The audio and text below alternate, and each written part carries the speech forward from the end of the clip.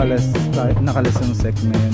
Tapos, nakaless din po ba tong 10%? Oo, nakaless na 10%. Ano ba kailangan ako? Kasi kapag nagdaan na ako ng expressway, kailangan nung ano eh. Edi mo. Ulol ba siya? Walang pa sa baba. Okay na ako dito. Okay nang mahal yung tubig.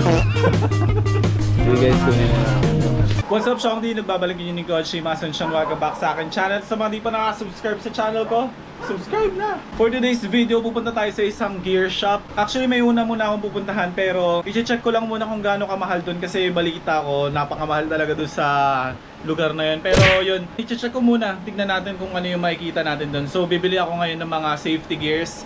Lalo ngayon nagsastart na ako mag-motovlog. So, kailangan ko talaga ng mga safety gears. So, maghanap tayo dito guys sa section 1. Dito sponsored pero kasi naghahanap ako ng riding jacket and shoes.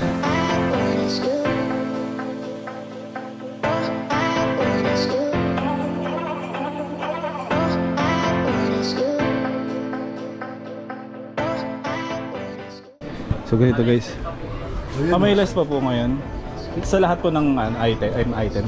So ano ngayon guys, nakaless yung sec na yun. Tingnan natin tong mga riding jacket nila. Jumps pa video naman ako. Riding jacket. Panis. 4.7 lang. Sir, may less pa po mga ganito. Less 10%. Oh, yes, less 10%. Wala akong specific na hinahanap. Titignan ko lang kung yung mga with paddings. Oh, may padding itong mga ito. Lahat. 4K lang. Ganda nito, bis. Ganda, no? Oh, Angos. White. Yan. Uy, may napusuan na ako. Pero tingin pa tayo ng iba, 4-5. So lahat less 10%. Ay, ito guys, oh. Tingnan nyo. 6K. So less 10% lahat. Lahat ng papakita ko sa inyo less 10%. Kaya bili na.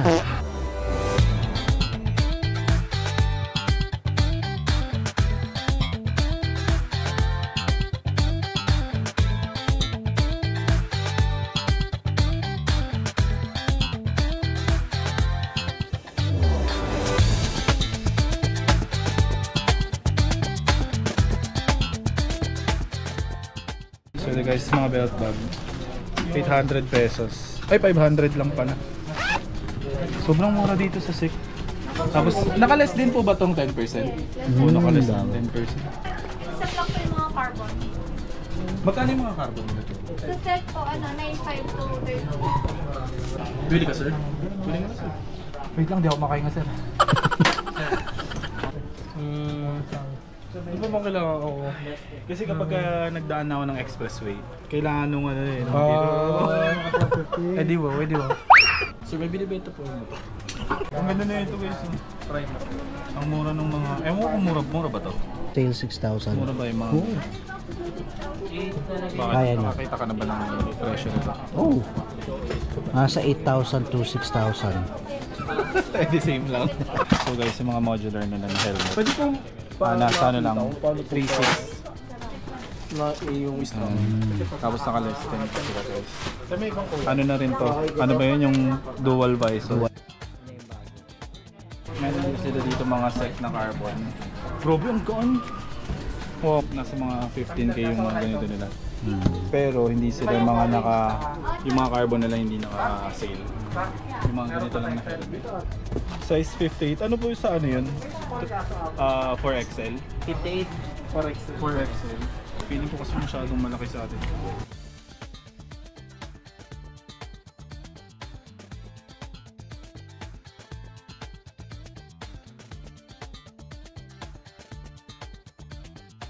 Sakto lang ito.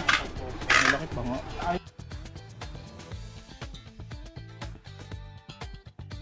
So yung kukunin na natin to guys. Kasi sakto-sakto. Ano? Yung himulmol. Diba? Ayun nga yung ano ko eh. Pasok ang daming himulmol. Check natin ba yung stock ko? So guys, walang ano kasi. May himulmol kasi itong ano. Ayun no. Parang So, sakto lang sir. yung nga po yung galing talaga ni ate. Kumita na naman ng sec. Basta sec. Ay, bagay si Eric. Ay, wow! Wow! Bagay sir, bagay. Ay! Sakto pag bumangga ka ulit sa L300. Oo.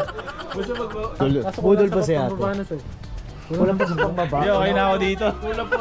Okay nang maano yung tuhod ko. Sige guys, kunin na natin ito. Oh, magkano po to? 810 na lang.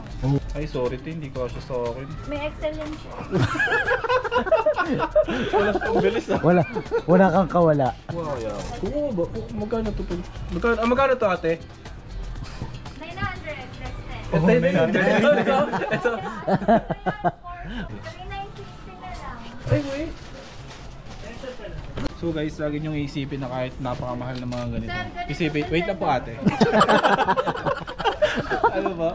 Hindi po kasha medium sa akin. Extra large yan. Oo, meron. So yun guys, isipin nyo kapag bibili kayo. Huwag kayong mamahalan.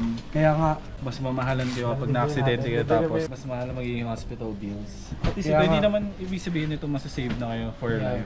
Pero kasi, it depends pa rin sa mga Oo, tama. situation. For your safety. Pag mga L300 na, wala ka lang. For your safety. So dapat para sa safety nyo.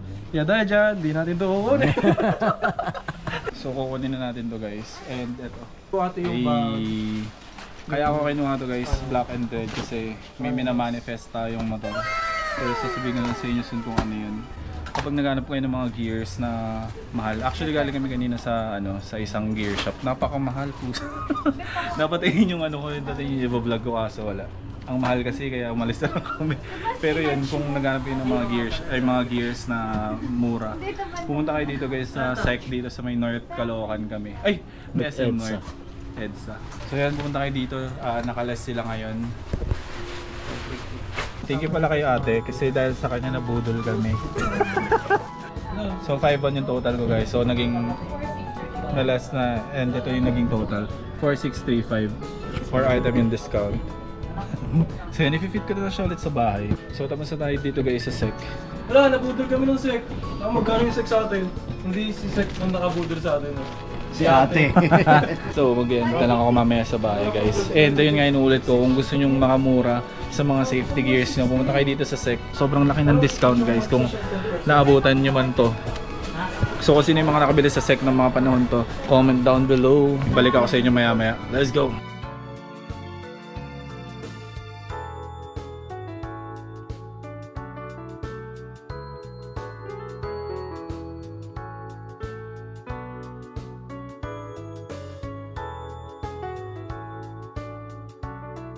Ayan, Shonky, nakabalik na ako sa bahay. And ayan, ipapakita ko sa inyo yung yung mga nakuha ko kanina dun sa SEC.